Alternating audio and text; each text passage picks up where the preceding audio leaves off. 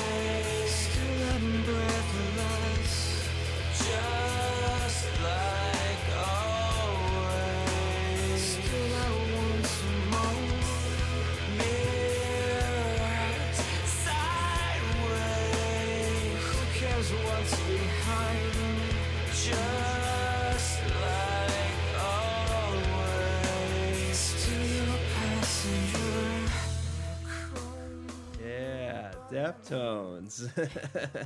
Passenger, great song. I'm Luis Romero, and I'm the Fuck Fentanyl guy, and this is the Fuck Fentanyl podcast. I have my friend Taylor on. How you doing? Hello, I'm good, thank you. Thanks so much for having me on. This is so cool. Hell yeah. And I'm low-key jealous that you saw Deftones 3 times in 1 year. I mean, it is definitely one of the highlights in the last year, but I think I'm going to try to top it and do 4 times in 1 year. So we'll see. Shit. I think they're touring now. But I don't think they're coming to San Diego. They were actually, they were just in LA in March, which was a really, really good show. But really? yeah, I feel like they only come to San Diego for the Dia de los Deftones. Because it's like so like festive. And they're just like, which is such a great event. I know. Yeah. I know. I'm so like, I'm set on going. We got to do it. Yes. Like my, one of my buddies actually, like 2 years ago, my buddy Adam and his wife, Rebecca, they would be like wearing my brand and my gear when they would go to the to that festival or was it the concert, and they would be like in full face paint. Wow. Yeah, it was really cool. That's so sick. Yeah, it was really cool. Yeah. Heck yeah. That's one way to get the word out. Sure. Oh, absolutely. For sure. So where are you from? I'm actually from San Diego. Oh, what? Yeah. San Diego native? Yeah. Born and raised in San Diego. I moved once to LA like right before the pandemic and was there for about 1.5 years, but I've been here pretty much my whole life. Cool. It's hard to leave. Yeah. Absolutely. I feel weird every time I leave, like even just to like go on vacation. Yeah, I feel like anytime I fly anywhere and I walk out of the airport, it's too hot or it's too cold. But like when I come to San Diego, it's just perfect every time. No, seriously. Yeah, we're blessed. Hell yeah. What part of San Diego were you from? So I was born in La Mesa and then grew up like Lemon Grove, La Mesa. I live in Point Loma Oh, no now, and shit. I love it there. Oh, It's Point Loma's amazing. awesome. Yeah, it's so great. Oh, fuck yeah. No complaints. Right. Yeah. It's a little pricey. Yeah. Uh, Yeah, I'm in a situation. When my grandpa passed away, he left some stuff in his will to my brother and I. So oh, cool. we got very lucky. Oh, Yeah, so cool. Yeah, we're pretty much taken care of, which is shoehorned in nice. there. That's fucking awesome. Yeah, yeah. So now I'm there with my brother. My mom lives with us too. My brother has Asperger's, but he's like very high functioning. I don't even know if that's the term that they use anymore. I think it's just on the spectrum. But Yeah, right. and then my mom, she's been on her own like sobriety journey, and Oh, she's really? doing amazing now. But it's definitely something that we've kind of like been working on together. And I think me being sober has really been such a pivotal um, part of her wanting to kind of pursue that. So it's been a beautiful thing to see and experience together. So Oh, I'm super grateful. Yeah. that's amazing. So you grew up Yeah. around like alcoholism and Oh, addiction and stuff like that. so it's so funny. Whenever I share my story, I always start with like, the first step of AA is admitting that we're powerless over alcohol and our Yeah. lives had become unmanageable, but my life was unmanageable from the beginning. Mhm. My parents were addicted to meth, and Oh, so oh no.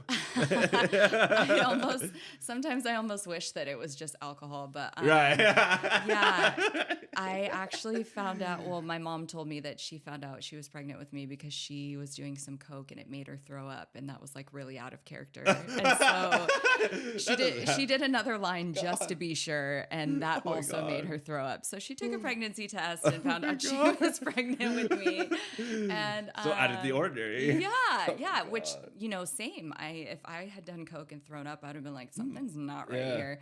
Yeah. But yeah, when I was born, my parents, I have an older brother, Yeah. and we both grew up in a house with parents that were heavily addicted to meth.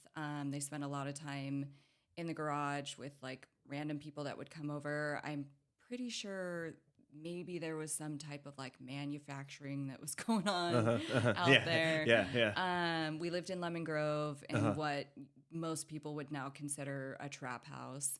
And I spent a lot of time with my brother. And so I grew up playing video games and watching wrestling and Oh, stuff. okay. And that was kind of like our escape. Right, And my right, brother right. was my best friend. And this was kind of at the point where like we were kind of like at the same level, like mentally and like with our comprehension and stuff. But then as we got a little bit older, got to a point where I felt like I was kind of passing him a little bit. And then we kind of started fighting and stuff like that. And I remember being like embarrassed of my brother. Yeah.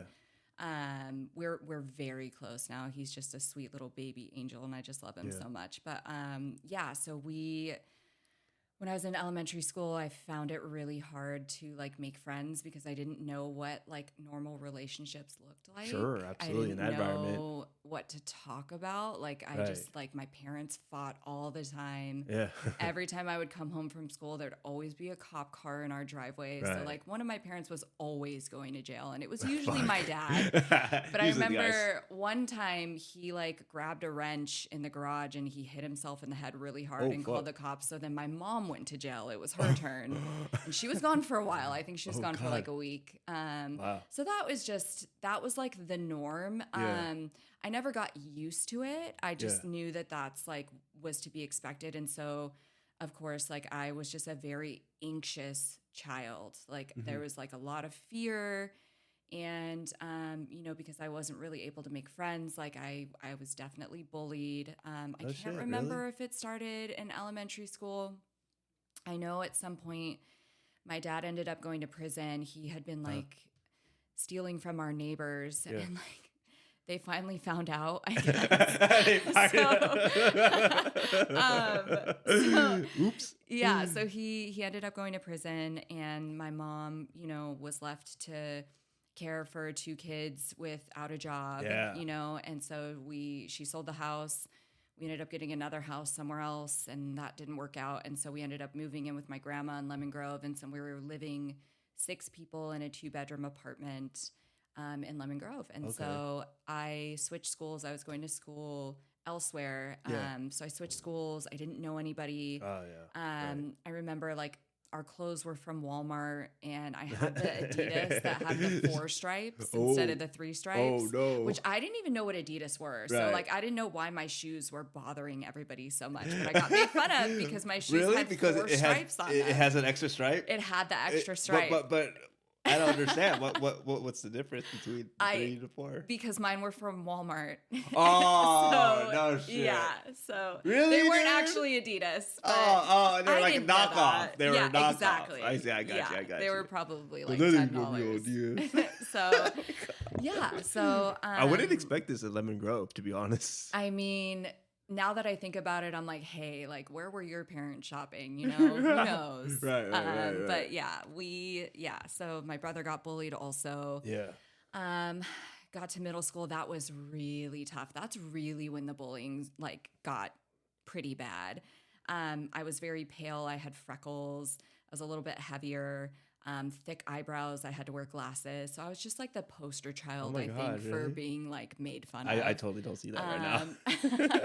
I definitely, I'm glad that I'm peaking now in adulthood rather than like back in high school. Yes, you're a very beautiful woman. Thanks. I appreciate that. But yeah, it was a really tough time. So it was hard because I didn't really have a safe space. Like I was surrounded by chaos at home. And then I was like subjected to like kind of like this mental torture at school. And like I was a smart kid. I wanted to do well, but like at the same time I was kind of struggling with like just going to school, wanting to fit in and just existing. And like there was always some part of my existence that like bothered somebody else, and they had to make sure that I knew about that. And so when I got to high school, I don't even remember how this happened, but I made friends. And I had friends in middle school, but like we weren't cool.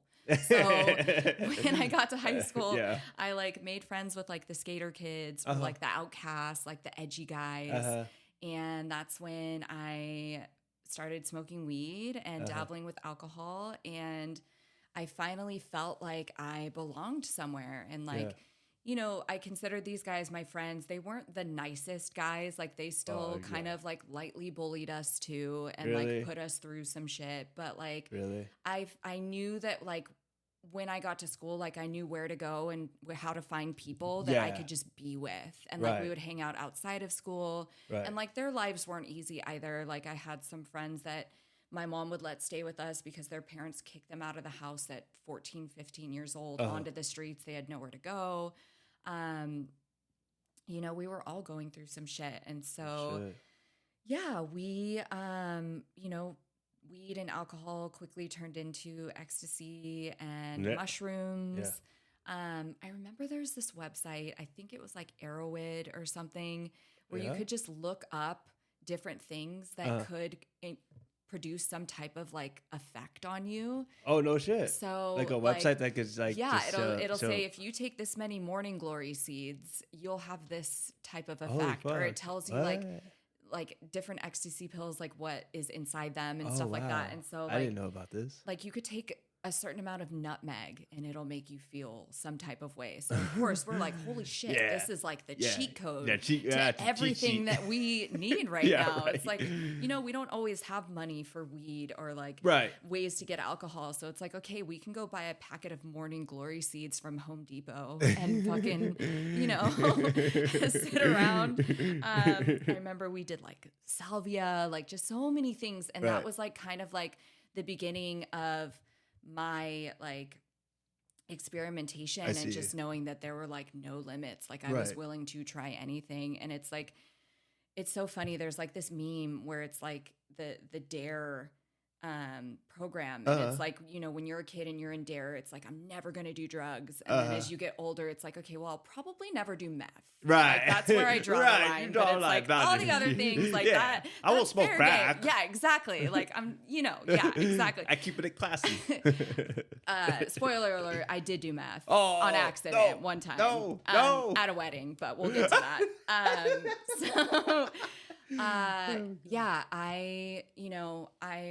When I was in high school, I went to Helix, which was like a charter school. It was like college prep. So we had AP classes and classes were like an hour and a half each, or I think, or something like that. So you only had 4 classes a day. So I learned how to forge my dad's signature.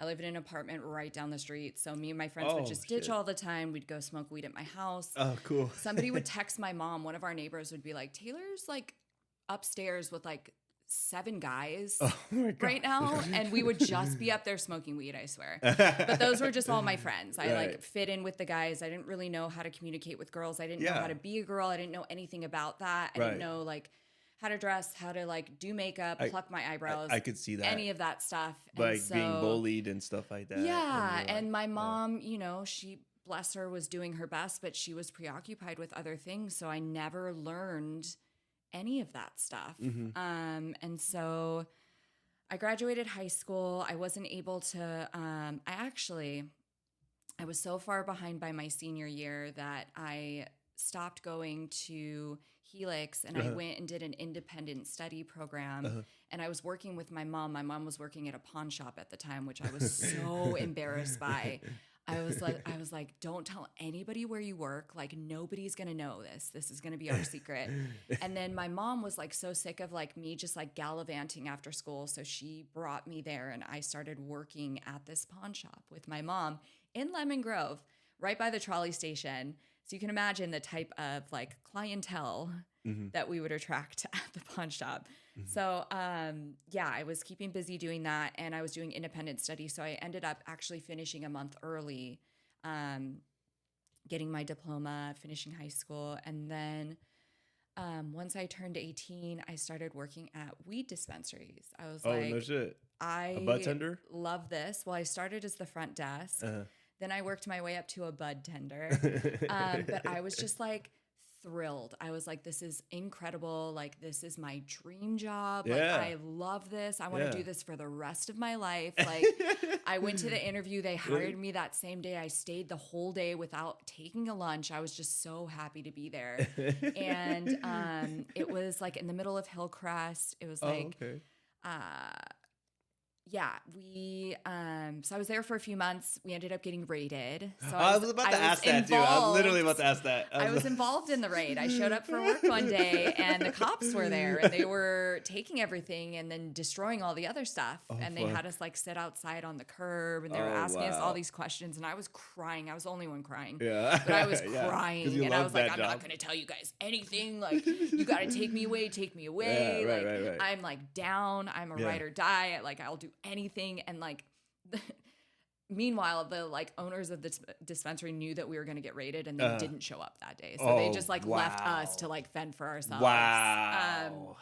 But still, I was like, so I started working in another dispensary. I was like, I'm ready to get hurt again. Like, let's do this. So I kind of like bounced around from spot to spot. And then I found a spot that I ended up staying at for probably about 2 years. Okay. I was, I think, 19 when I started working there. And by the time I was 21, I was in a very toxic relationship with the owner of the dispensary who was like 16 years older than me. Oh God. He had me like running the shop while he was up in Orange County spending time with his son. And so I was leaving. Was he with his wife or I mean, he wasn't married, but he was definitely with the father or the mother of his kid behind my back. Behind, so of course. I was getting that vibe. Yeah, he was definitely playing both of us. That was like a really, really traumatic time in my life. I could see that. Dealing with that, I remember that was the first time I actually checked myself into the like the psych ward, I guess you would call it. Wow. And then once I got there, I was like, okay, no, actually, I don't need to be here. Like, I think I'm okay. Once I kind of looked around, I was like, no, my problem's just not a little that heartbroken. bad. I was like, I was speeding on the freeway, but like, I was like, that was my only problem. Okay. But I just like, I was like running the show, and I remember like I'd be leaving the shop at like 8 o'clock at night with like $10,000. Wow.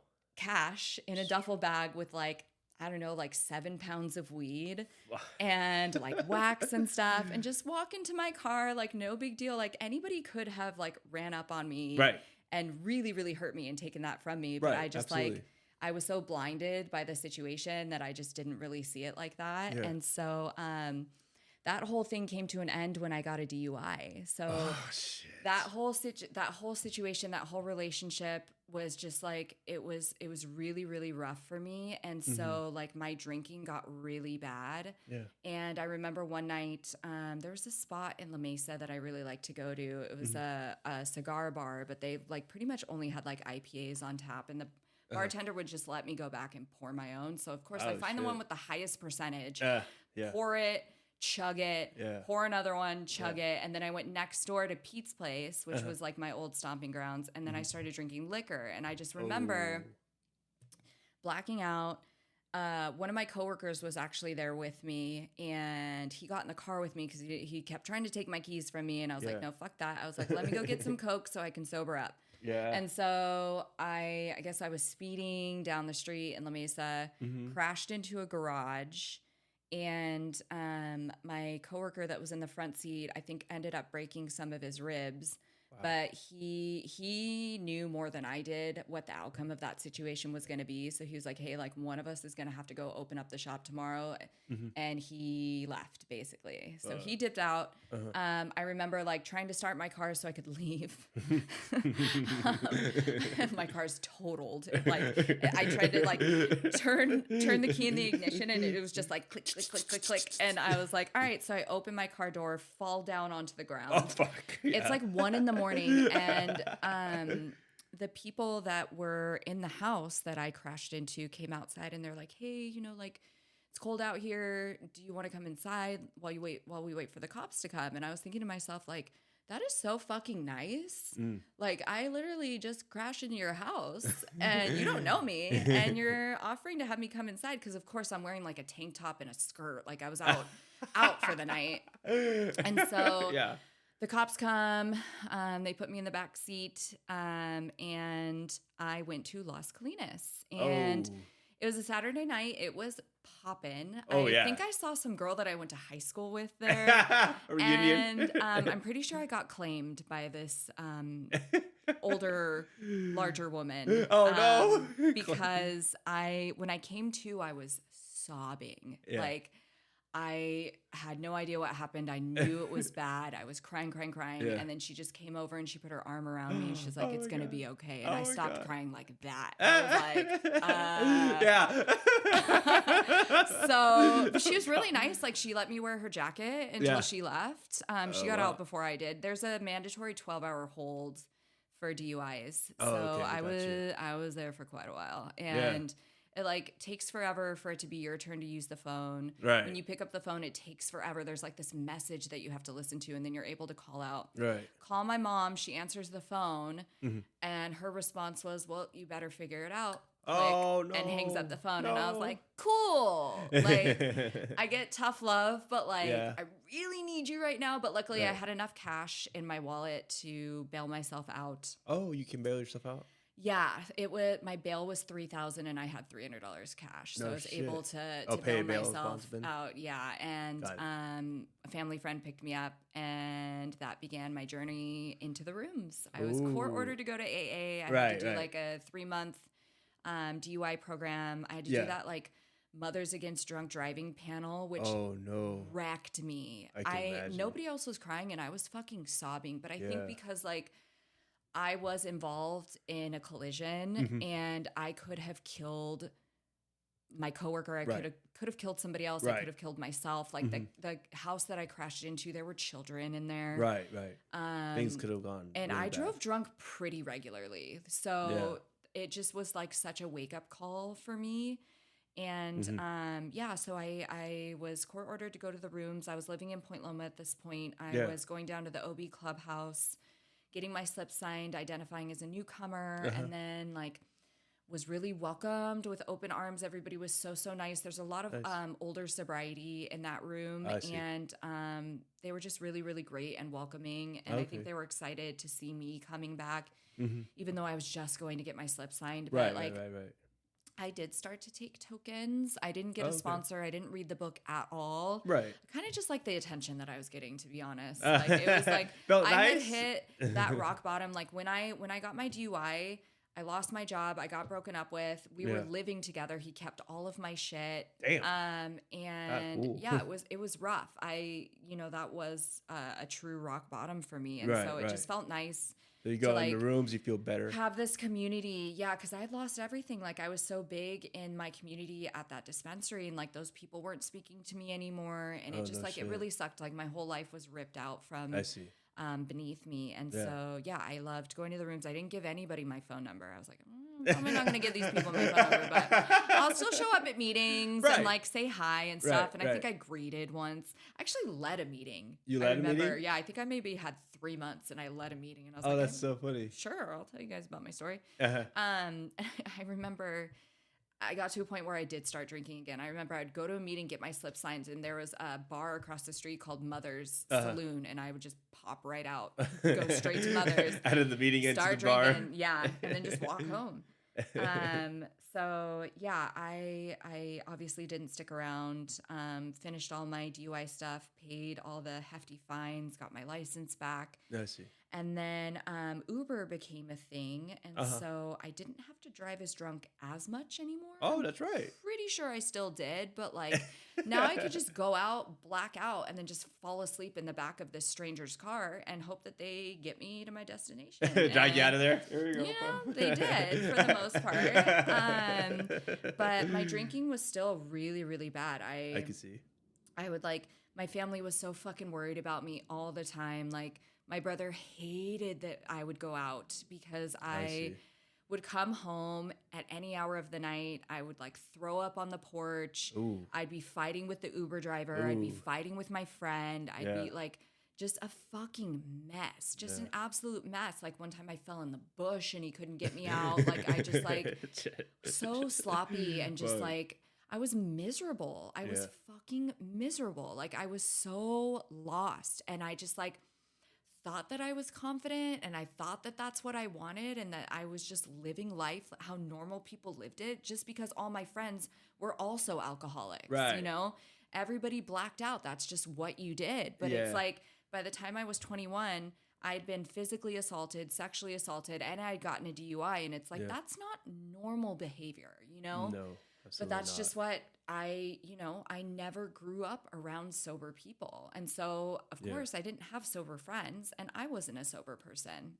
I see. So, yeah, I, continued on that journey for, 8 or 9 more years. Wow. And then What kind of job would you be doing while you're doing? I finally gave up the dream of working at dispensaries, and I started working in the medical field, specifically in aesthetics. So I did this little vocational program at UEI College for medical office or something, and landed an externship with a plastic surgeon's office, and I stayed there for about 3 years, and then moved to I left there and went to another office, and then that's when I moved to LA. I see. But I was holding down jobs fine. I mean, I was Seemed a like functional alcoholic. Somewhat. So Monday through Friday I was good.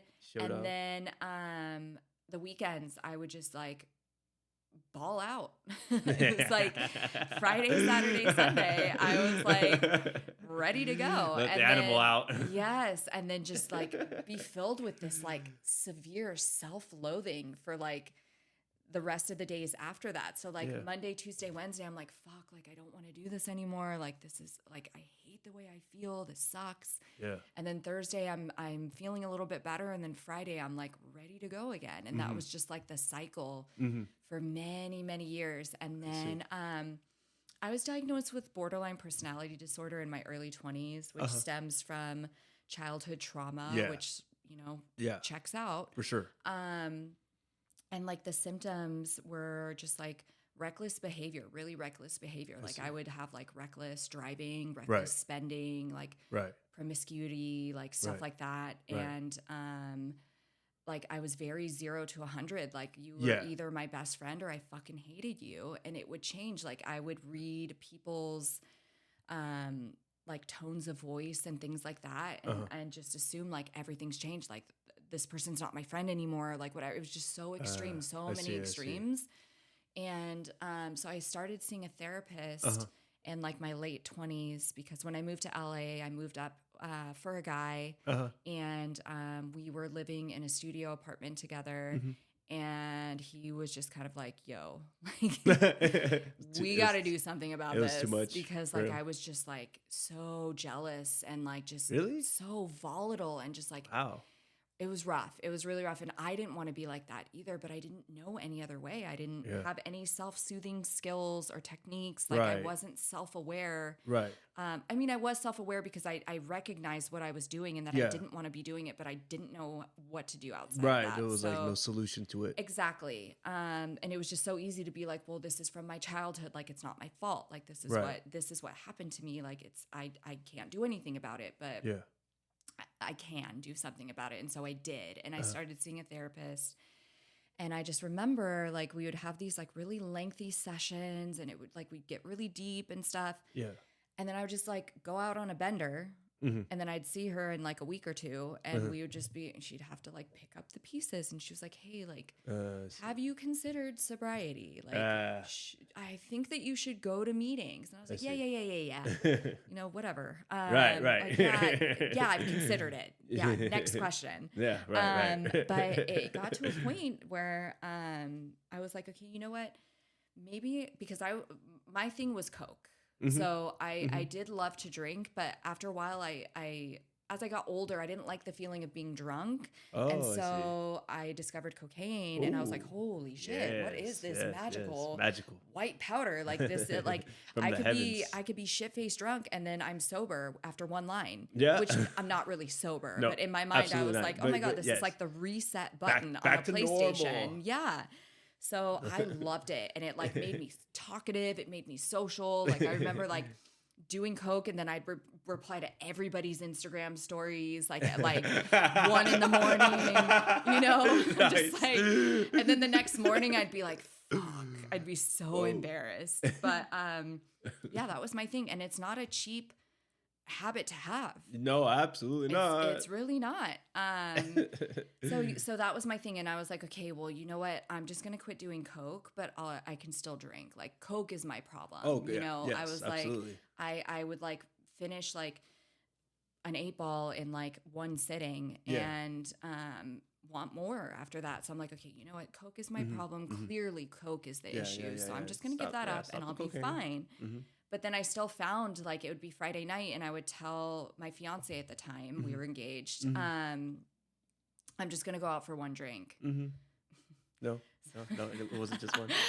So that one drink Yeah. turns into it's Saturday morning. I'm an hour away in Anaheim Uh-huh. at some random person's house. Uh-huh. I need an Uber to get home. Right. It's 6 a.m. So he orders me an Uber. Uh-huh. I'm stuck in traffic the whole way home. I come Oh, home. I'm fuck. crying. And he's just like, what the fuck?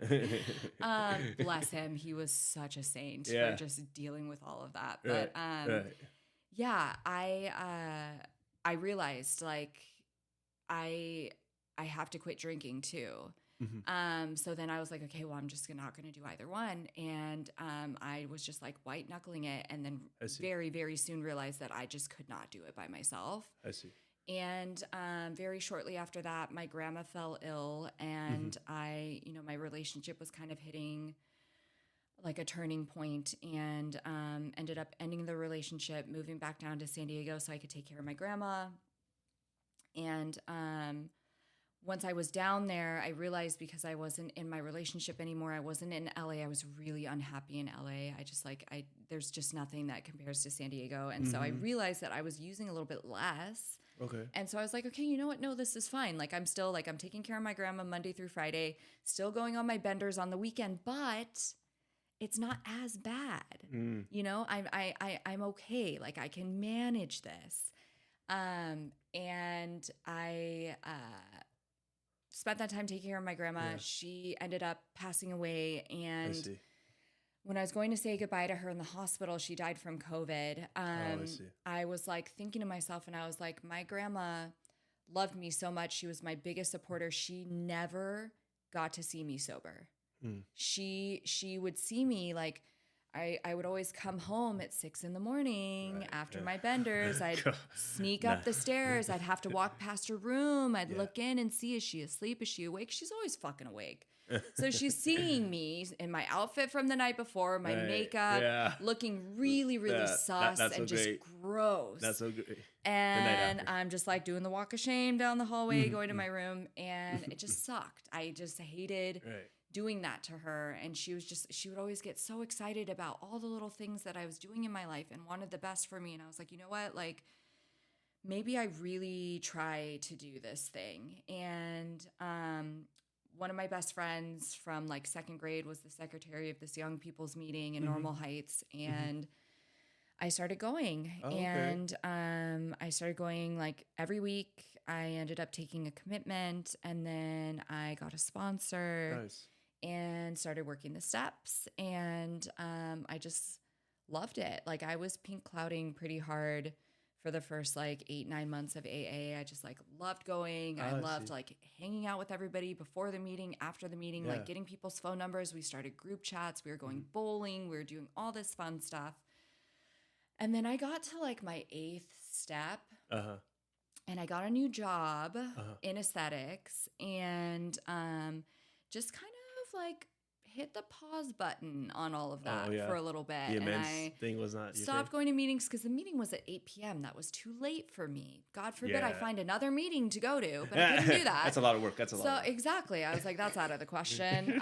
So I stopped going to that meeting. I stopped meeting with my sponsor. I kind Uh-huh. of just like kept rescheduling and stuff. And I just sat on that 8th step. And I don't think I was afraid to make amends with anybody because like, I feel like I kind of already had started doing that. Mhm. Once I realized like how badly I wanted to change my life. But I think I realized once I finished like my 8th and 9th step that like 10, 11, 12 was going to be pretty quick. And then Right. that's when shit was going to get real. And I was going to have to like start practicing the principles in all my affairs see. and like sponsoring other women. Yeah. And I was terrified. Yeah. I was so It scared of intimidated that. you?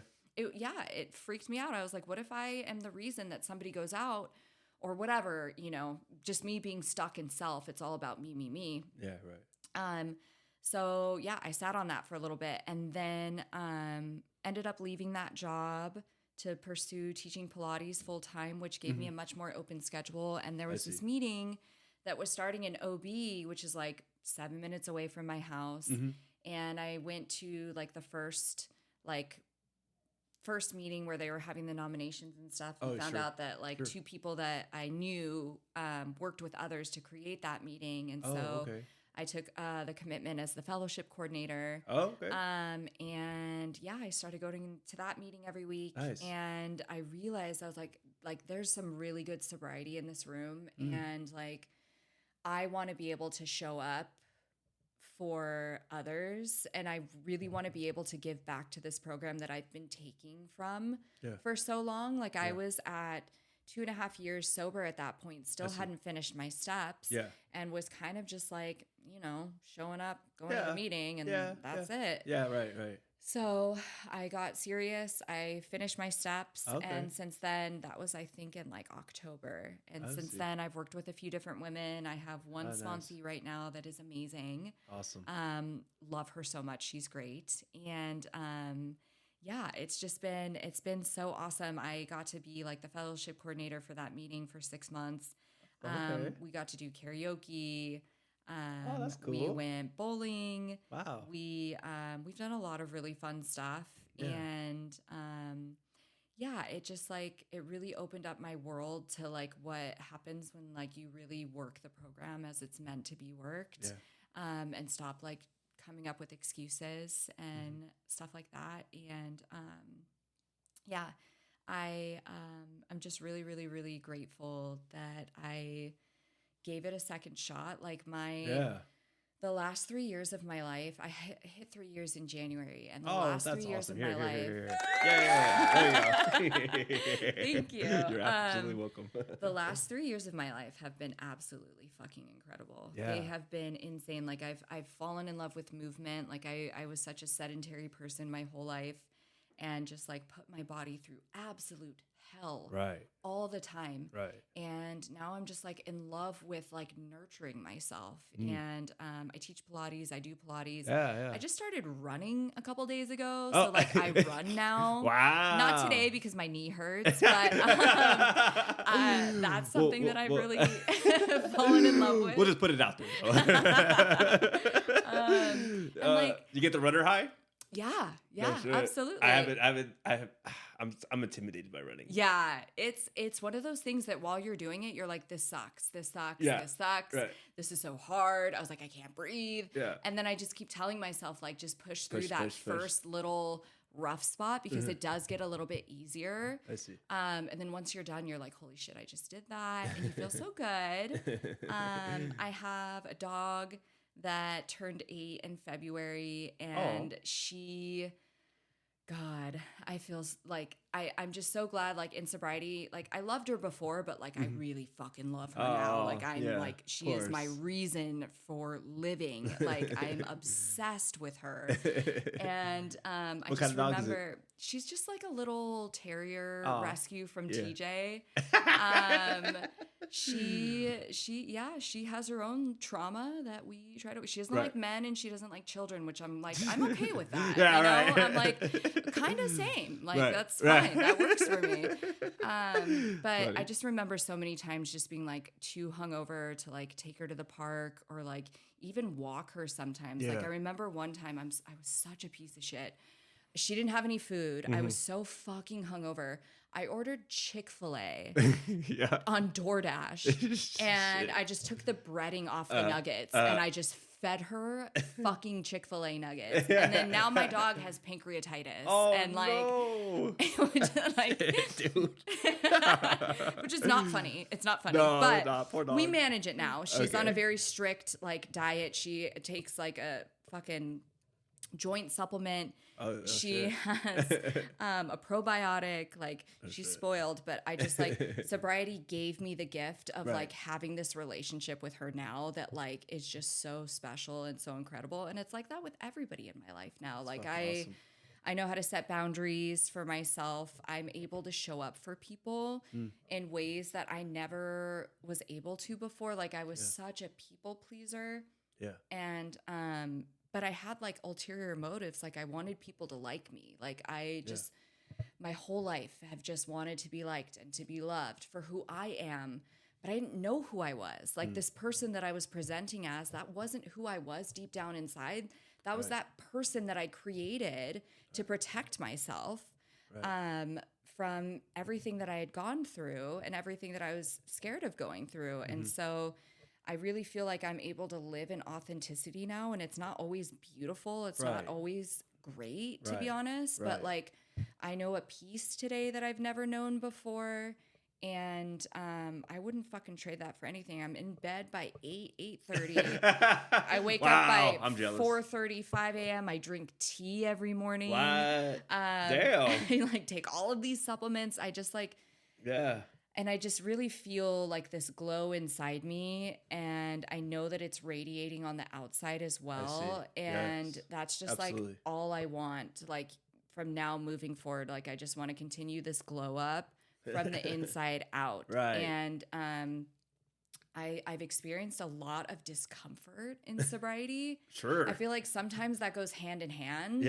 And that's like how you grow. Like I remember going to this fucking young people's dance. A dance. Oh, they're I was cringy like, as fuck. First of all, I'm like 31. I don't think I'm a young person. But like you guys are like in here twerking and like I don't know if I belong here, but I was invited and I was like, no, you show up. That's what you do. You say yes to things and you go and you be fucking uncomfortable and shut up about it. Like just do it. I hate dances and social events. That's why I'm loving it. I love your statement. Oh. I know, but they love that shit. I love the young people's like they're fun. It's AA fun. little, like I just think that is so special. Yeah, it's like cool. When I first got to the rooms, when I was getting my slip signed, I didn't even know that AA or young people's AA existed. Like I was like, okay, I'm just always going to be surrounded by these vets and these like retired bikers and everybody covered in tattoos and stuff. White So and I, gray hairs everywhere. yeah. Yeah. I So I gotcha. didn't even know that like young people's meetings Yeah. existed. And I think it's just so special. Like I Yeah. see these people come in and they're like, early 20s and they have three, Right. 4 years. And I'm like, holy shit, dude. Right. Like Right. that is insane and so fucking cool. Absolutely. Yeah. Absolutely. So I just like, I definitely wish that I had found it sooner, but Yeah. I'm grateful that I found it when I did because there's still Absolutely. so much life to Oh yeah. live. And like Absolutely. I, pray every morning. I have a relationship with God now. Yeah. And yeah, I just like, yeah, Yeah, that's fucking awesome. love in life, Love and thriving. life. I just wanted to talk about real quick about you do like you coordinate events. Yes. Uh, Yeah. what got you started with that? I was like, I don't know if I want to plug that. Yeah, you can but, plug like, it. if you're Plug bringing it. up, Plug it. You're like, fucking shit. yeah. You're on a fucking podcast. Plug it. Yeah. So a friend from the rooms and I started a little side gig, a little passion project. It's called Mocktail and Mingle. Yeah. And I think what really sparked that was like me taking that fellowship commitment at the meeting I was that kind I of getting to. that. I was getting that a Because little I bit. just like, I guess I just fucking love fellowship Yeah, so fellowshipping. much Yeah, that I just right. like didn't want it to end. But right. yeah, so my partner and I, she's incredible. I just have to give her a shout out. Yeah. I just fucking love her Absolutely. so much. She's great. When we were first starting, I'm just like such a control freak that like I love to control everything, and she kind of just like was letting me do that, but also putting me in my place. So like, shout out, girl, for That's right. That's right. doing that because I needed that. But yeah, so we really wanted to create Oh, my a bad. space. That was my I phone. like, was that My phone just fell down. That's fine. I don't need it. We wanted to create a space where like sober and sober curious people could connect with, obviously without the presence of alcohol, but like we both love going to events, and we wanted to create the type of events that like we would go to or that we liked going to, but without alcohol even being a part of the equation. Because Right. it's one thing to like go out with your friends somewhere and you get like a soda water or whatever, but Yeah. like that doesn't feel like a space that's curated for you. Sure. And so there is a level of like discomfort that comes with that, or just like it's not necessarily fun hanging out around drunk people. We were just talking about this earlier. Right, it's just like it gets to a point where you're like, fuck, okay, Right. I'm good. I'm going to go now. Like shit's getting sloppy. Yeah. Right. So we really wanted to like curate events for people in the sober curious community, but also facilitate like activities or workshops or fitness classes or stuff. So there is something for them to do. And then we have this little like social hour afterwards. And so when I first got sober, like the first 6 months, I did not know how to talk to people. Yeah. Like I was like, okay, I don't know how to have a conversation without trauma dumping. Right. Or just being weird about it. Like Right. I'm like, what the fuck do we Yeah. talk about? I don't Right. know. I thought that my whole life, I thought I was this extroverted person because I was always the loudest person at parties, making all of these friends. And newsflash, that is not the case. Oh, like I am shit. shy. Uh-oh. I'm nervous. Like I Yeah. don't know what to talk about. I don't know how to talk to people. I will hide in the corner Yeah. if I'm given the opportunity. Oh, like God. I won't even look you in the eyes. So yeah, that took a long time for me to get used to and like kind of get better at. And Right. so we kept that in mind with planning our events. And so we like to have that little social aspect, but we'll Yeah. have a little like icebreaker game Oh, or okay. we like pair people up or something, I and see. we kind of like facilitate the connection. I So see. it's like the mocktail aspect is like we provide the little functional beverages, we provide the activity, and then the mingle aspect is like we provide the little icebreaker games or whatever I see. the case. And so we've done like, obviously we've done Pilates classes because I'm Sure. a Pilates instructor, Right. and Good. Yeah. Right. Pilates Makes is sense. the trending exercise Oh, of it is. 2025. Oh, it is. So I will obviously It very looks passionate about intimidating, it. actually. It's so much fun. But we've also done like, we did like a Valentine's event. Cool. We've done like a sober singles event. We've done like workshops. We've partnered with other communities. There's such a see. big wellness community in San Diego. And I Right. feel like a lot of people aren't identifying as sober, but they are sober. Right. They just like, they're not identifying as that, but they're not drinking, they're not using drugs, Yeah. they're, nurturing themselves, they're making better decisions, they're choosing healthier habits and stuff like that. And so we're kind of bridging that gap between like AA sober and whatever that other community wants to identify as. Right. And we're loving it. Like of course, like AA is so near and dear to my heart that like I want any type of person in recovery to feel comfortable at our events. So we're like really mindful about like the mocktails that we choose. Like there's nothing with hemp, CBD, any of that type of stuff.